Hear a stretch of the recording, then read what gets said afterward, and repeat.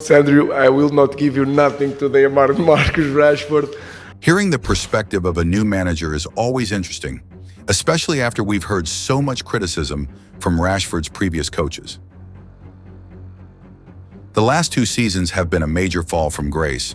Once seen as Manchester United's golden boy, Rashford had become almost invisible on the pitch. But now things could be changing.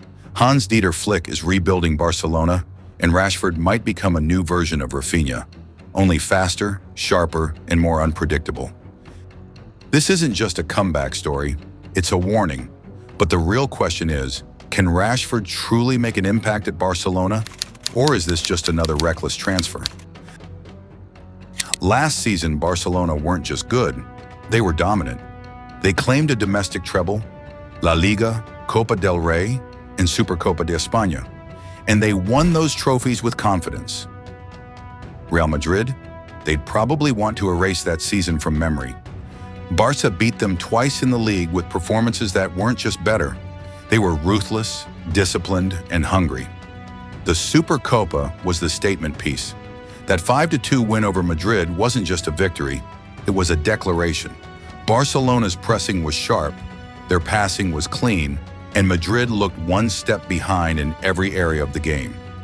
This version of Barca wasn't just about results, it was about how the system clicked across the pitch. Defensively, they were compact. In midfield, they were patient but incisive. And up front, they had enough firepower to break down almost any domestic opposition. But while they dominated Spain, Europe told a different story. They performed well in the group stage and got past Benfica and Dortmund in the knockouts. But then came the semi-final against Inter, and that's where things unraveled. The loss to Inter wasn't just about questionable refereeing decisions. The deeper issue was squad depth, especially in attack. When starters were tired or marked out of the game, there were no reliable substitutes to step in.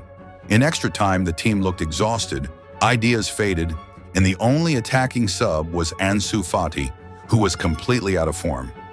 Barcelona didn't lose because they lacked quality. They lost because they lacked options when it mattered most. That's why Flick's top priority this season is building depth, particularly in attack. If he wants to go for another treble, it all starts on the left wing. After one full season, it's clear what kind of football Flick wants Barcelona to play.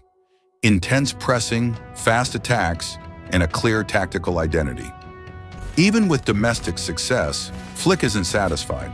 He knows what's needed to take this team to the next level, Europe. And for that, he needs more options, more variety in the attack, especially on the left. That area never truly clicked last season in high-level matches. The Champions League exposed that flaw. Flick is looking for a left winger who isn't just fast and flashy, but tactically intelligent. Someone who can press high, cut inside, or stretch the pitch based on the situation.